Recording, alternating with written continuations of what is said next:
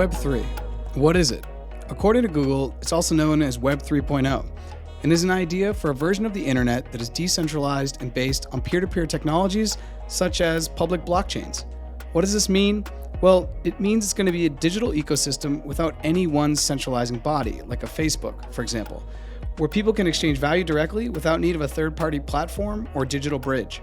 And today's guest, Nick Widmer, is dedicating more and more time to studying, analyzing, engaging in, and then writing about Web3.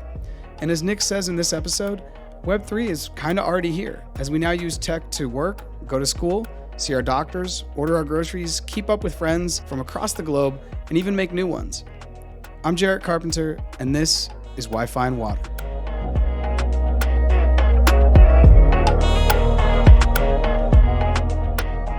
Nick, welcome to Wi-Fi and Water. How are you? I'm good, Jarrett. Thanks for having me on. So we met through, I guess, a centralized social media site. I guess we could call it that, which is LinkedIn. Web2 site. Yeah, exactly. A Web2 site. And I read something that you had put up. Somebody liked it that was in my network. And I was like, oh, wow, this guy, I love what he's saying.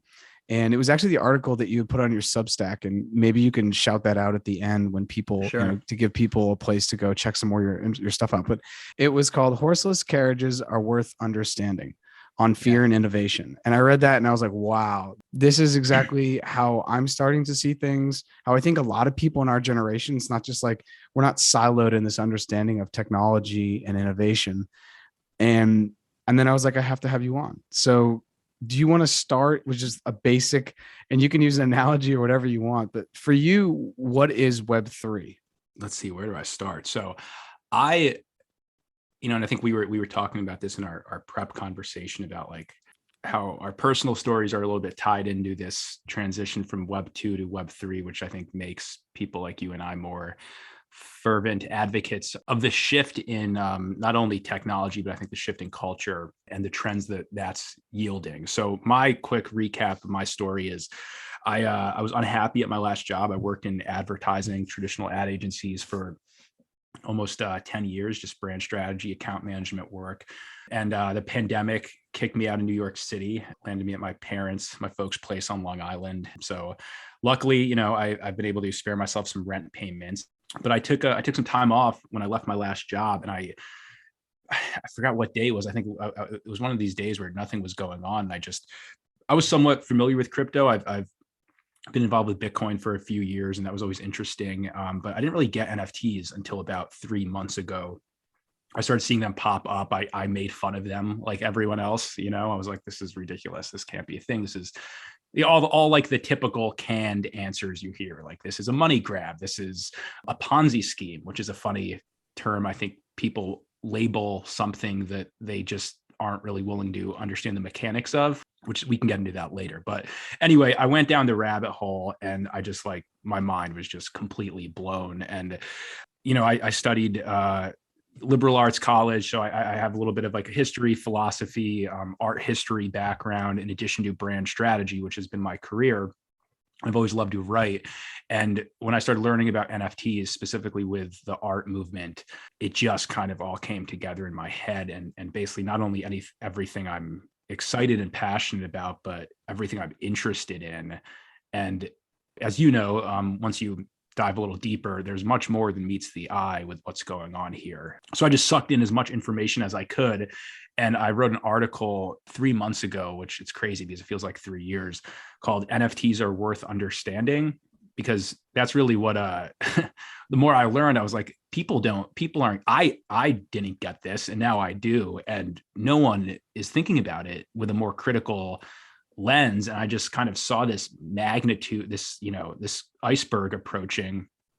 And I wanted to write about it. And I think people are so deep in this sometimes, like there's a lot of, I'm not going to call them crypto hardos because people would probably call me a crypto hardo, but I think sometimes you get so deep down the rabbit hole that you forget that you're not speaking English anymore when you're talking about it. And I think for me, having only been like freshly acclimated to this world, I was able to reprocess the information and regurgitate it in a way that made sense to like a friend that I would grab a couple beers with at a bar. And that's kind of the way I try to write, is like an approachable but informative explain it like I'm 5 is probably more like explain it like I'm 18, I think, because this is not easy stuff to understand. There's a lot of layers here you have to think about. But anyway, I posted that essay on my Substack and on Twitter, and it kind of caught some legs. A few people retweeted it, and the next thing I knew, I had like 7,000 views on it within a week. So very quickly, I was like, okay, I think I might have like a slightly new career direction here. And this is really cool. I'm more excited about this than anything I've ever been excited about in my career.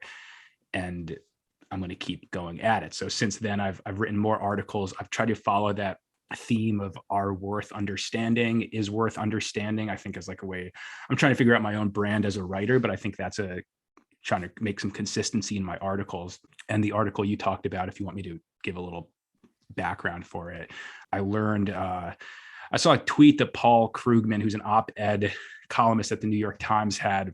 This was right off the heels of NFT NYC. That might be the other way around, which I actually went to. And it was this like really cool event in New York.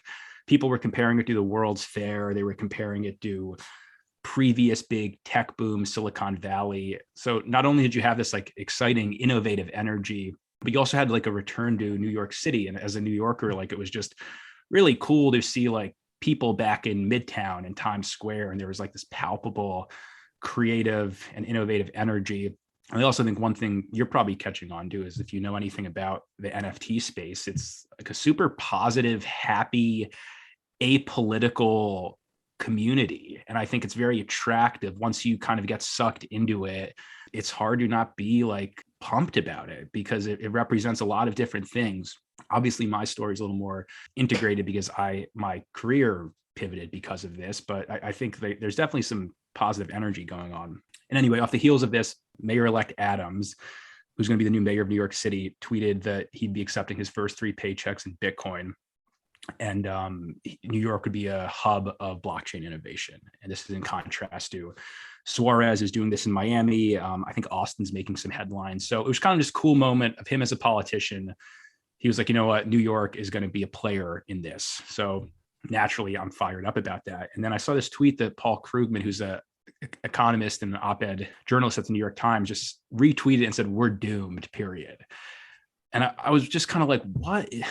How? Like, I understand their skepticism, as with any new exciting innovation, but like, we're doomed. Like that, after what we just went through with COVID and the state of affairs in our country, like this seems like a really cool, positive thing if you start thinking about it and understanding it. I ended up going back and I found an article about when an early automotive inventor, Alexander Winton, looked back on the first wave of automobiles in the United States and how there was like a serious amount of FUD, fear, uncertainty, and doubt, for anyone who doesn't understand that term or doesn't know what it is. And it was just this really interesting light bulb moment in my head where I was like, people literally, they so badly couldn't understand the idea of a car or an automobile that they called it a horseless carriage, because they couldn't even, in their heads, their mental models wouldn't even allow them to accept the fact that it could be something on its own that would advance society. So I wrote an essay that's the essay that you read, that I kind of compared it to that period and how Thomas Edison, coincidentally enough, basically was the one that was like, no, this is going to be a game changer, and it's going to improve the economy by adding new means of values, new means of production, and the water is going to collectively rise because of it. So I just think that perspective is super important right now, because I wasn't expecting as many people to be kind of freaked out about this as they are. And I think it's just good historical perspective to understand that, like, look, it's natural to be a little skeptical of innovation, but that doesn't mean you should be afraid of it. I think embracing it has historically always proven to be the right way to look at it. There was a TED Talk, and I forget, actually, it's so crazy how when we listen to something, we maybe, we'll listen to an hour-long podcast, or we'll listen to a TED Talk, or we'll even watch a movie. And in 10 years, I'll ask you about that. I'll say, Nick, hey, do you remember that? You're like, oh yeah. And you're going to remember one nugget. So there's one nugget of a TED Talk. And the guy was talking about innovation. The whole thing was about innovation, but his first thing was talking about how in the late 1900s, so like 1890, 1880, there were all these city planners in New York City. And they were freaking out because they realized the population was booming. More immigrants were coming over from Europe. People were having a bunch of kids.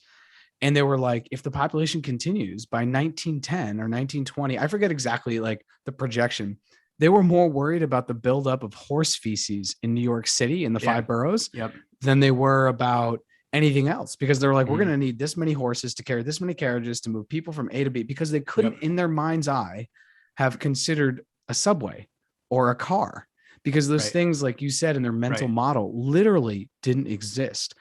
And I feel like that's where we are now with Web3, with NFTs, with the metaverse, as it is slowly growing. And when I say slowly, I mean, it's coming at the speed of light. The fact that Facebook just changed its name to Meta. That to me is so important, because it's like, we fear what we don't know. And I got to believe that that's some animal instinct. You know, if you and I are walking home and there's this long 100-yard dark alley, we can barely see the light at the end. It's like, do we really want to go down there? Or we could go through this lit path that we've been through 100 times. You know, even if the light at the end is something new that could change human history, we're like, you know, we're going to take this lit path. And so I think it's very human nature for us to fear things that we don't understand. But I'm hoping, though, that it's not at a point like Paul Krugman where it's so dark and we're doomed. And that I think once you kind of get in it and you get around it, you realize that there's just so much positivity. And that's a really beautiful thing. Like the episode I did with Brendan, the episode that, this is super meta because we're talking about it, but the episode we're recording now, we don't really know each other, but we're all part of this new digital ecosystem, which is trying to, in many ways, real life dream about what the future could be. And for you with Web3, what's something that you think that is going to be really difficult for us to get our minds around, even in 2 years or 3 years? Like evolution is natural, right? Like an adaptation is natural. And I think it's okay to be afraid of something that's new, but I also think it's worth meditating and contemplating on like the state of things and why this is now being, you know, like the cliche that necessity is the mother of invention. I mean, I think what happened is for most of us who worked, let's say business, the average business job, that you were all of a sudden, we used to go to offices every day, and we used to socialize with people. And all of a sudden that became, no, you're actually working from your small apartment every day on Zoom and Slack with just the people you work with. And this is indefinite. And we're not sure when this is going to end. I think a lot of people are still like kind of like clawing back for that. And, I hate to burst the bubbles, but like, I mean, I'm not going back to a 5-day-a-week office job. I wouldn't work at a company that would ask me to come back for 5 days. And I don't think a lot of people would. I think a lot of people who have been working remotely for 2 years, even if they think they want to go back, all of a sudden going back to an office every day, using public bathrooms. Yeah, sure. Like the hybrid models I think will emerge. And I think that's a good thing. And I would like to go to an office a few days a week if I can. My point being, like, I think a lot of people, including myself, were like, I'm not really okay with this. I need more than this. And what's amazing about what's happening with Web3, and you and I connecting and having this conversation is like a literal product of this, is all of a sudden, like, people started connecting with each other all over the world, and Slack and Teams went to Discord. And if you haven't been on Discord yet, I'd say the best way I describe it is it's like a digital house party where you show up and the people that are there are already pretty like-minded and friendly, and you're bouncing around to different rooms and having conversations and sharing ideas outside of your network of where you went to school or who you might have worked with, in your 20s or 30s or even 40s. And because what's powerful about that, I know you asked me earlier, like, what do you think is going to be the hardest thing for people to wrap their heads around? I think identity is evolving. I think this idea of like, okay, LinkedIn profile, your face, where you went to school, what jobs you worked, what degrees you have, like, these are exterior qualities and accomplishments, and you have totems of achievements throughout your life. But I think a lot of people, they don't feel like that expresses who they are enough, right? Like, it kind of confines them. And I think the cool thing about digital ownership, and if you want to call it digital fashion, you can be whoever you want to be. You could express yourself however you want to express yourself. And, there's some pretty serious players in the space right now who are completely pseudonymous. So you don't know who they are. They have a crypto punk. I mean, punk 6529. He's like writing these like almost like Thomas Paine like essays about this movement. And it's fascinating. And he has just all the respect someone else would have, but it's this idea that maybe that's who he feels more like than maybe he's not someone who's comfortable with the way he looks, or he's not someone who is the most social person in real life, but he's able to unlock this part of himself that's now contributing to society. And you take that a step further, even less and less like vanity layer, right? Like think about what this does for people in third world countries, and I'm sure this stuff, there's naturally like a lot of people I think are quick to be like, this is a money grab. Like why would you spend money on a JPEG? This is for wealthy people, right? Like that's like a quick, I think, human instinct to kind of reject the things that you haven't taken the time to understand yet and appreciate and maybe try out and get involved in. But if you're a developer from India who's good, no one needs to know you're from India, right? So you should be able to get paid just as much as someone from the United States. I mean, I went to Brazil. I traveled to Brazil for a friend's wedding a couple years ago and met these just wonderful people. And we had some great conversations about, they were saying like how lucky we are in the States to make the GDP that we're making, right? Like the US dollar is powerful. And that's kind of unfair. I mean, I love America, right? Like I'm proud of my country. And the better way, I guess, to frame this as someone who was born in Brazil, they didn't choose to get paid in Brazilian dollars versus American dollars. And if they're good at what they do and they have something to offer society, like they should be able to get compensated the same way. And I think this Web3 movement and crypto and being able to do something pseudonymously and like you can unlock that. Have you ever used the app Fiverr? Yeah. So Fiverr, I got on there because I needed a logo. This is like, I don't know, a year ago. And I forget exactly what it was. I needed a logo for something, or I needed some image and I couldn't do it on my normal products because I just don't have Adobe or whatever I would need. And I got on Fiverr and it was amazing to see people from all around the world who are tapping in essentially to Fiverr, which I think is at least what I could see was fairly, obviously because I was in the States at the time, I think it was fairly dominated by graphic designers from the States. But when you took out English as being like your primary thing, like there were people on Fiverr who were, designing from other parts of the world. But the second you change it, because I speak Spanish and I'm from Colombia. So the second I changed it, oh yeah, that's right. It was insane to see that there was like some guy in Chile who would do my logo, for like $10. Because maybe that would be a big deal for him. And that's just an example. The Chilean economy is actually really strong comparatively in South America. Yeah. But I do think the internet kind of started to level the playing field a little bit. But I think Web3 is going to really play a role, like you said, with the identity. Because even with Web2, someone may be able to figure out where you're from, what you look like, or whatever it is, whatever you're selling, or even on Fiverr for that example, when you have to create a profile, because it's kind of like Airbnb for services. Web3 is completely, you can be as anonymous as you want to be. There are, one of the biggest guys in crypto, Plan B. I don't know who he is. He always wears the same stuff and he kind of does this, no one knows who he is. And I think that that's part and parcel of his gig, is that he's not tied to any country. He's not, I know he's European, but he's not tied to any one country. So you can't just put him in a box. He doesn't really ever speak about politics. He's just speaking about the space and where it's going. And thinking about identity, and you moved back in with your parents, and I've had a similar shift as I've come back into my parents' home or the house where I was raised in my mid 30s. How has the shift during COVID, your dive and your delve into Web3, coming home in many ways we could call it, what is Nick's future identity on Web3 that maybe wouldn't have been there pre-pandemic? And this could be a good question for anyone, because I think we've all changed 10 years in the last 2 years. For me, it's unlocked time. And I've really been able to get obsessive about this stuff because I just think it's fascinating.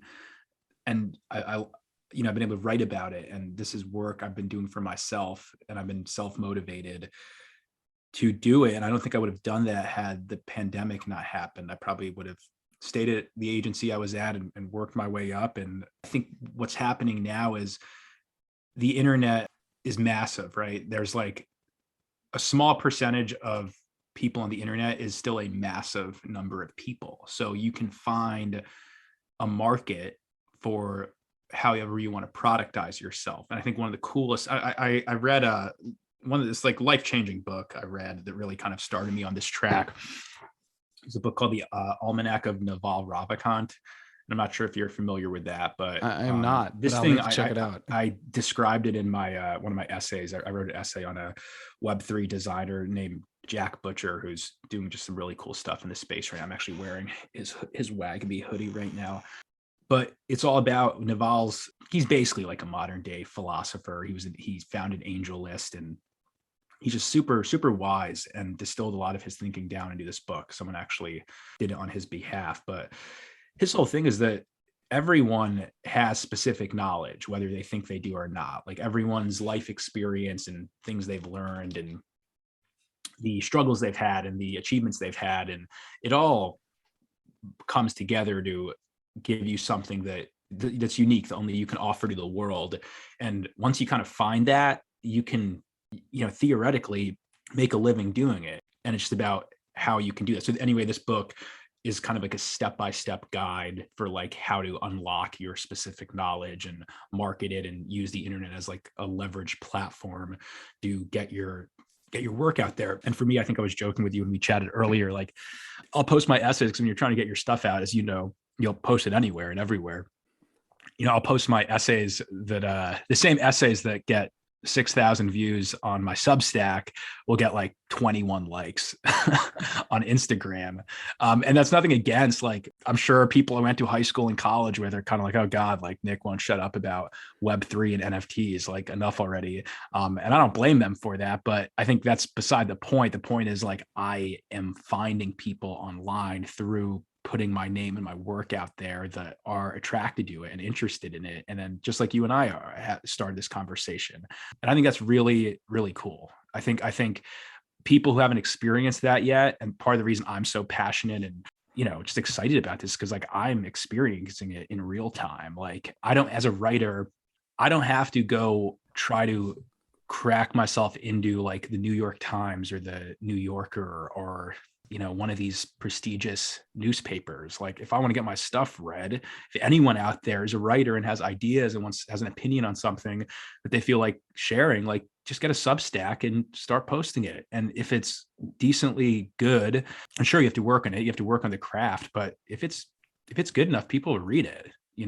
So if you figure out a way to leverage Twitter and leverage Facebook, actually I deleted Facebook. I didn't mean to, my point is like any of these platforms, you could leverage your networks, and then you could all of a sudden, like Twitter is an open network, which means you don't have to be connected with people to DM them or be retweeted by them.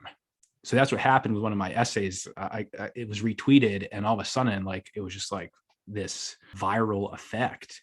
People I weren't even connecting with. And that was like, that's an amazing thing, man. Like you can boost yourself out of these networks that you think are limited. And there's billions of people in the world. I don't use Twitter. It's actually like, I know it's one of the biggest platforms for crypto, and I need to just kind of get on there more because I've always seen cool stuff. But I did tweet at Saifedean Amos, the guy who wrote the Bitcoin Standard. And I just said like, thank you, Dr. Amos, whatever, from the universe. And it got retweeted like 100 times. Yeah. And before I ever had just one like. And so I think the crypto community is really interesting. The NFT, Web3, this whole ecosystem is interesting because we're leveraging Web2 to kind of talk about Web3. Sure. And that's a weird thing. And some like Twitter is definitely leaning into it. Twitter is super leaning into it. And Jack Dorsey just left Twitter. He did. Yeah. He changed Square to Block because I think he's just going to totally turn that into probably a competing thing of Facebook. And if we could, I actually want you to speak about why you deleted your Facebook. Is that part and parcel of this journey, this adventure? No, I actually deleted my Facebook. I think it was like 3 years ago now. And I still have Instagram. So like, I'm not like a full on like anti-Zuckerberg maximalist, but to be honest with you, I think it was during the election season. I was just getting a little sick of seeing like the people I didn't care for their political opinions plastering all over my feed. I was just like, what am I looking at? And I've worked in advertising for 8 years, and I understand the mechanics of, I've learned the mechanics of, the way these platforms generate ad revenue and the way they do it. It's always funny for me when I hear people say like, oh, NFTs are money grabs or crypto's a money grab. I think most people don't realize that, Facebook made $48 billion in ad revenue last year. And I think Google made 54, maybe, don't quote me on those numbers, but they're close. And so if you think about that, 48 billion and 54 billion, right? So you're talking $100 billion of ad revenue. Okay. The reason why they can do that is because it's a free product. So over 20 years, I mean, I think how old is Facebook now? It's not 20 years. Sorry. It's 2004. So a little bit less than 20 years. Okay. Yeah. I think. So yeah, 2004 seems right. 2004 does seem right. So, okay, let's say 15, 16 years, Google, probably similar track, all these FANG companies.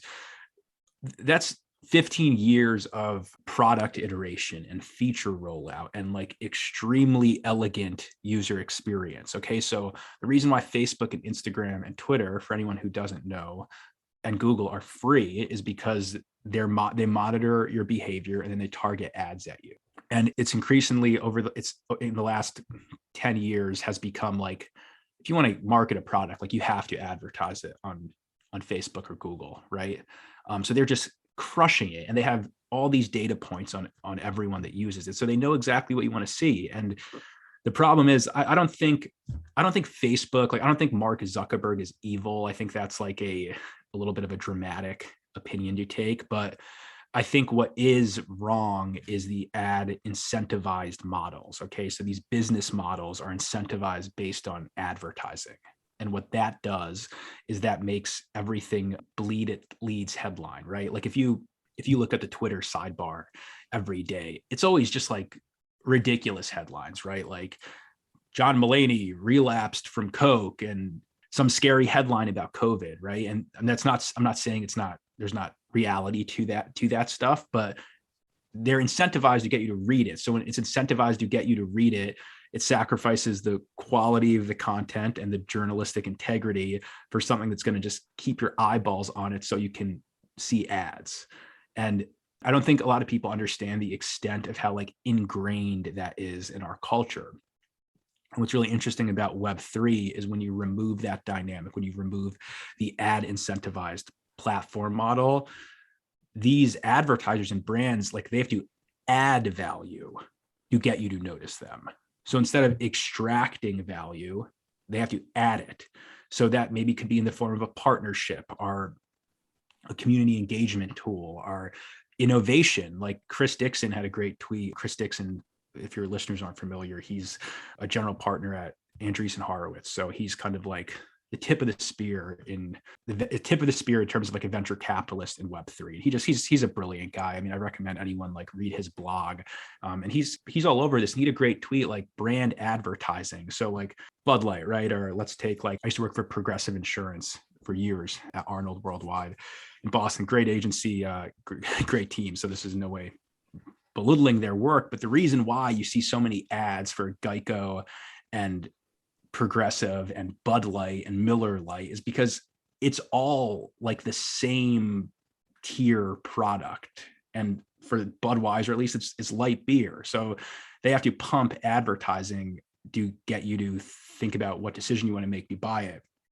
And what Chris Dixon said is like, man, I wonder what would happen if instead of all this money going to brand advertising, it went to innovation and R&D. And if that happens on scale, things will get better and improve, or like products will, I think, improve, rather than being in this feedback loop of like, we're going to blow 40% of our budget on advertising. Talking about ads in Web3 and just where we are currently with Instagram or Facebook is actually really fascinating, because our generation, when I say our generation, we're both 30s, younger 30s. I'm kind of mid 30s, unfortunately. I hate to admit it, but I'm getting there. You're getting there. Cool. So the millennium, I'm going to say anyone under 40 and people over 40. I just have seen it a lot more with people under 40. We're cutting the cable. We're just using streaming services, and that's it, because we don't want to deal with ads. Right. And when I think about when I got on Facebook in 2005, when I was a freshman in college, It was super cool. And why was it cool? Yeah. Because it was an exclusive place and it was with people that I was kind of like-minded with. But now that I'm on Instagram, and if you're on Instagram, open up your phone, you can listen to the podcast and be on Instagram, just start scrolling. If you're on your feed, every third or fourth image or fourth, or, it's between 3 and 5, and they vary it every day, is an ad. So that's Yeah. 20 or 25% of what you're looking at is ads, and you're choosing to look at those ads. Right. And I started to think about that more critically the other day, because I'm like, wow, why do I not like watching TV anymore? When I say TV, I mean cable, because of all the ads. I don't want to hear about this new medicine they're putting out, or State Farm insurance, or Progressive insurance, or, like you said, the new lightest beer, whatever it is, like 0-calorie water. I just don't care. Like, it's not moving the dial for me. So now I'm looking at this social media being Instagram, and I'm like, I really like this. I've met a lot of people on this. I leverage it to meet people. I invite people from the pod on this, just like I found you on LinkedIn. But I'm already excited for the Web3 social media that you're talking about, where it's like, no, you have to create value to constantly get eyeballs, but not in a way that's driven by ad revenues, because I just think that we know that that's super toxic. There is enough information out there. Facebook has said this is addicting stuff. It's not good for younger age kids. It's not good for people's self-esteem. And so can you talk more about what Web3 social media could look like? Yeah, to start, I had a post. I got myself one of those doodles. I missed the boat on the Bored Apes and CryptoPunks, unfortunately. But, I've been kind of, as I get more ingrained, you start to notice, like, the brands that are emerging, and it's really cool. And I think what I hope people understand about NFTs is, like, it's less about the actual image you're getting and more about the community you're joining in getting this JPEG, right? So this is like basically your access key to this network, and this network, network effects, just as everyone knows, based on social media, like, it's powerful. And the other thing, to go back to Facebook and Instagram for a second, is this idea of like a blue check mark, right? Does anyone know how they decide to give, like, the parameters of how they give blue check marks, right? Like, I don't know. I mean, I guess like Instagram and Facebook and Twitter have teams of people, and if you maybe get a certain amount of followers, or a committee feels like you're ready for your blue check mark, you get it. It's just kind of ridiculous that we've accepted that. Like, and everyone, it's, oh, somebody's a blue check mark, wow, like, they messaged me and I got someone. It's very absurd when you think about it.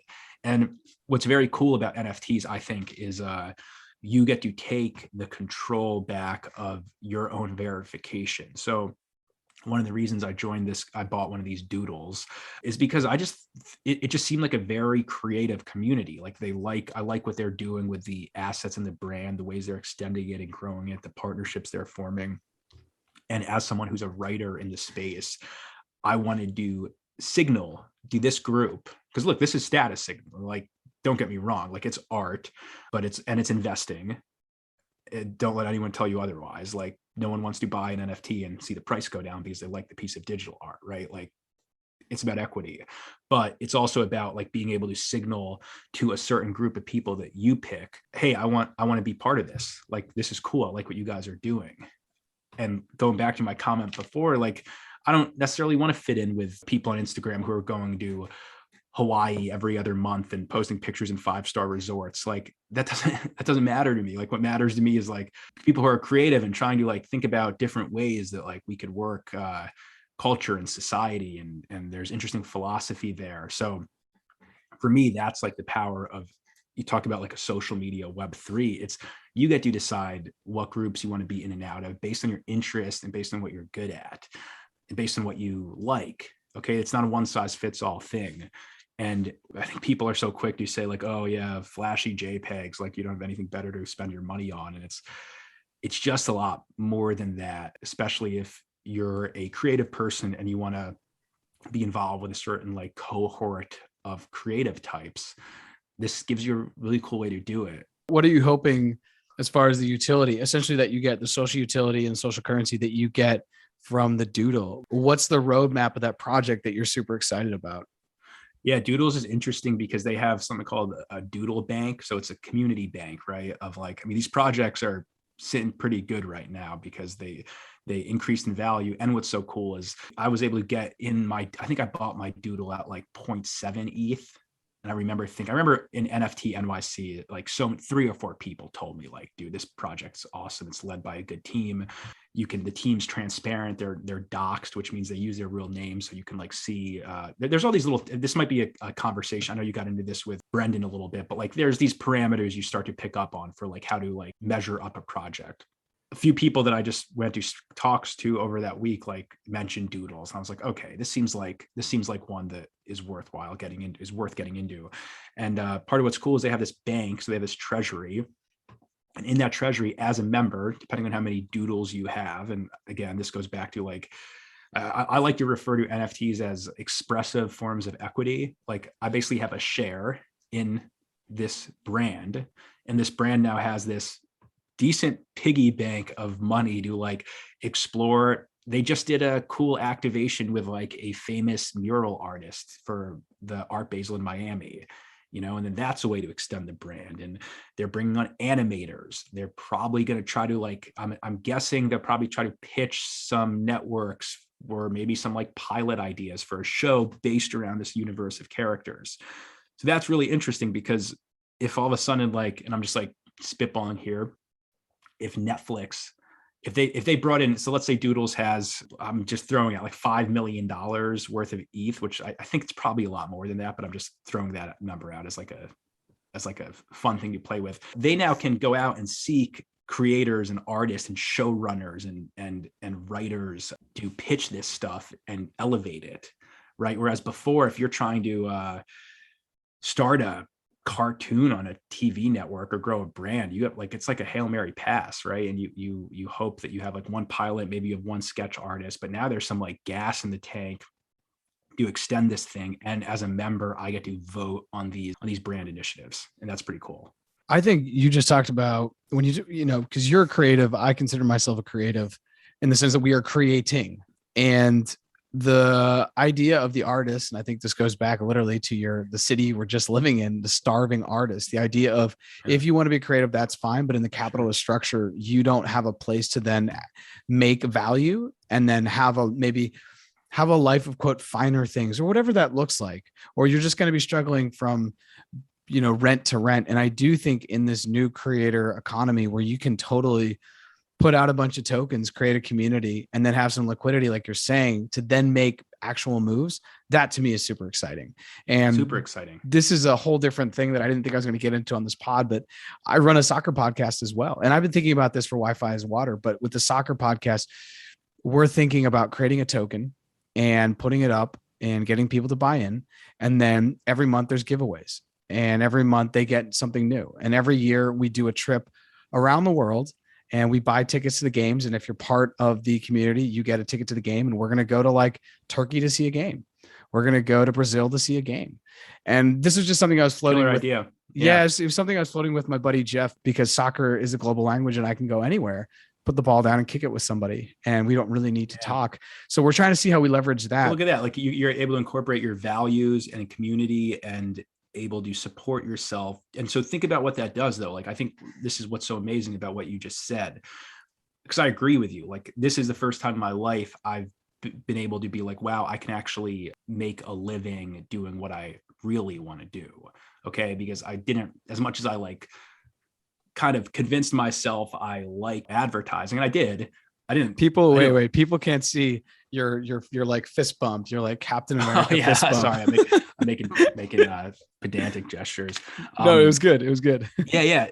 If you have a community, and like if you're a creator, you can. And this Chris Dixon wrote an essay about this called NFTs and 1,000 True Fans. I'll send it to you. I think it hits on exactly what you just said. The creator can now monetize with their fans, right? So if Jarrett, if I've known you for 10 years and I know how much you love soccer, football, and believe in it, and you speak the language, like I will want to support you because I know you're passionate about it. And I'm essentially betting on you and seeding you. And if your passion project takes off, now all of a sudden that token I bought, that maybe I paid $200 for it, or $400 for like the first tier, and I'm able to get all these cool things. Well, if you blow up as a creator and a thought leader in this space, all of a sudden that token's value is going to rise, right? So someone who has equity in you, they can they can sell that, and that's an investment. And by the way, when they sell it, built into the smart contract through Solidity on the Ethereum blockchain, like you get a kickback of it, like whatever they sell it for. So it's not like someone's going to they can't go to a secondary market. Well, actually, sorry, they can sell it on a secondary market, but even if it's on a secondary market, you might say, hey, you know what, like I get 5% royalty, okay, indefinitely. So that means it can be sold 2, 3, 4, 5 times. And this is happening with artists. I mean, this stuff is changing people's lives who are artists.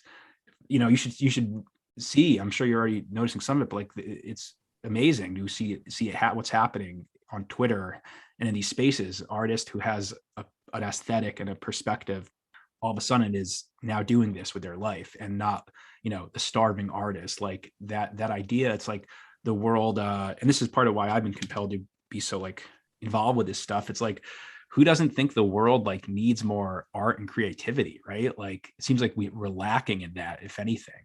So I think I would ask people to just think more broadly about the mechanics of this, and less, you know, kind of do circle back to the first part of this conversation. Like, just don't be so quick to be cynical about something that is in real time empowering a lot of artists and creators to like including me, put their work out in the world.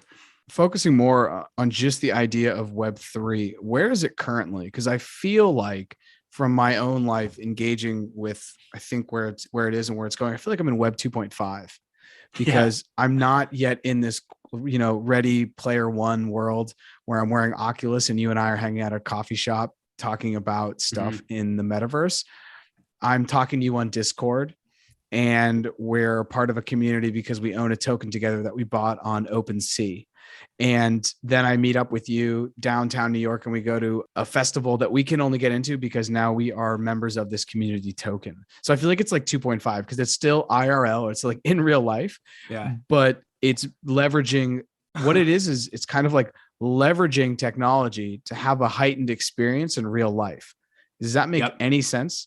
That's a really great way to put it. And I think a lot of people, again, are missing the forest for the trees with this. It's like the Bored Ape JPEG itself, like, sure, it's a flex, right? That's like wearing a Rolex.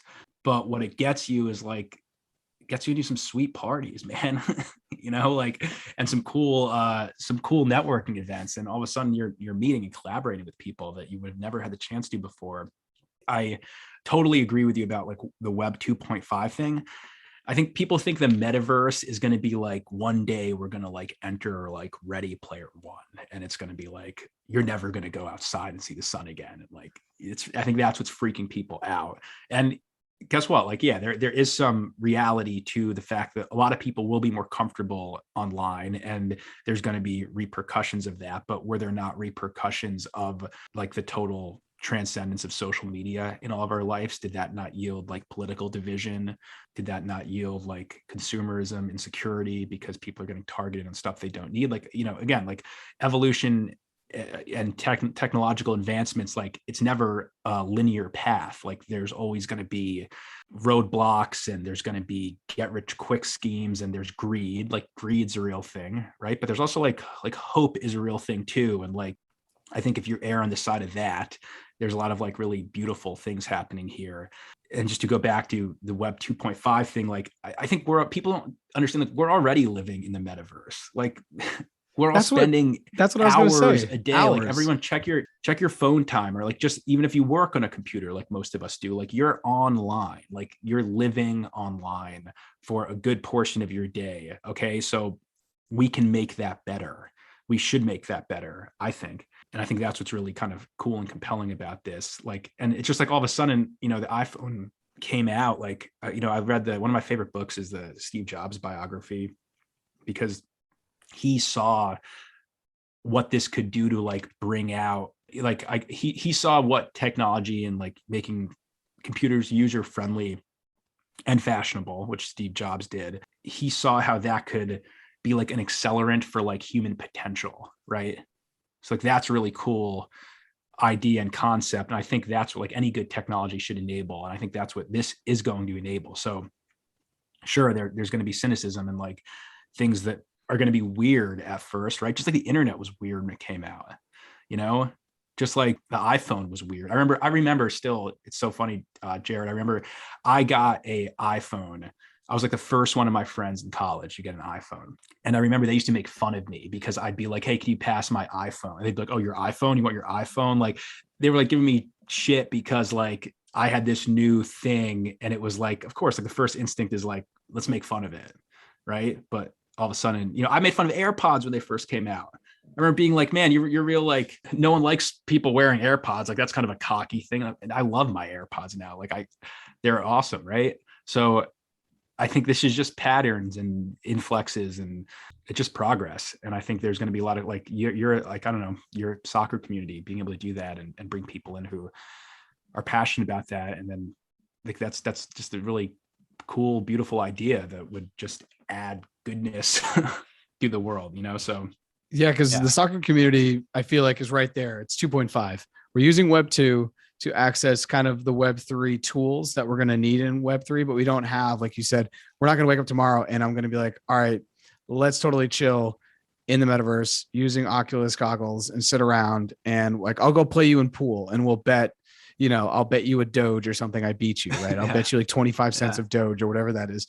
And I just don't see that happening. And to go back to actually your Substack article, and this is the tweet that you have in the Substack, and I'll let you talk about your Substack in a minute. Sure. It's the tweet from Chris Dixon. It says the typical path of how people respond to life-changing events. The first one is, I've never heard of it. Then it's, I've heard of it, but I don't understand it. Then it's, I understand, but I don't see how it's useful. Then it's, I see how it could be fun for rich people, but just not me. Then I use it, but it's just a toy. Then it's becoming more useful for me. Then I use it all the time. Then I could not imagine life without it. And finally, seriously, people lived without it. And I have to say, I have seen that myself with smartphones. I don't own AirPods yet, but I could understand it. I felt the same way. I was like, that looks super weird. It looks like the Joaquin Phoenix movie, I believe it's called Her, where he's talking to his Bluetooth, he's talking to his earpiece all day. And then he ends up falling in love. And he has like this whole actual like metaverse relationship with someone who's just in his head. It's like a program. And I was like, oh, that's way too futuristic. And now I'm like looking online. I'm like, I think it's time for me to buy some AirPods because I'm sick and tired of the cable. I need to cut the cable in all aspects of my life. Cut the cable, cut the cord, man. I got to cut the cord. Can you go ahead and shout out your Substack? Because I've been reading it a lot recently as I was getting ready for the call. And because before we were just on LinkedIn and so I wasn't, but if you want to shout out your Substack, that would be great. And so that way people know where they can find you. Sure. My Substack is just my first and last name, nickwidmer.substack.com.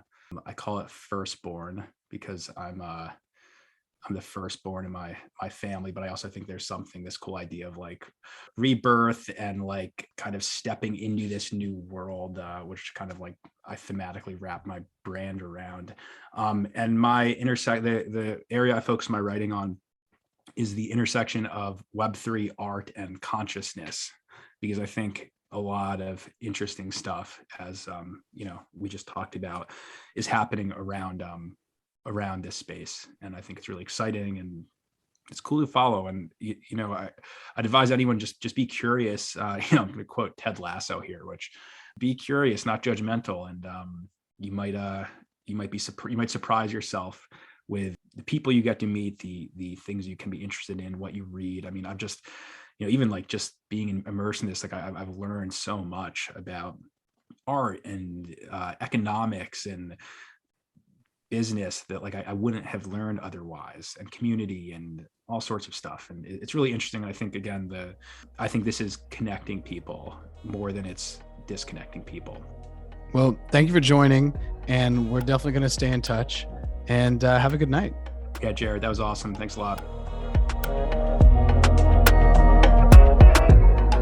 Thanks for listening to this episode, and be sure to check out Nick's Substack to read more of his future-focused content. His work can be found at nickwidmer.substack.com. I'll leave a link to his Substack via the link on our Instagram page, so be sure to check it out there. As always, please be sure to subscribe wherever you're listening to the pod, and follow us on Instagram, Facebook, TikTok, and YouTube at Wifi Water Podcast. Thanks again, and I'll see you next episode.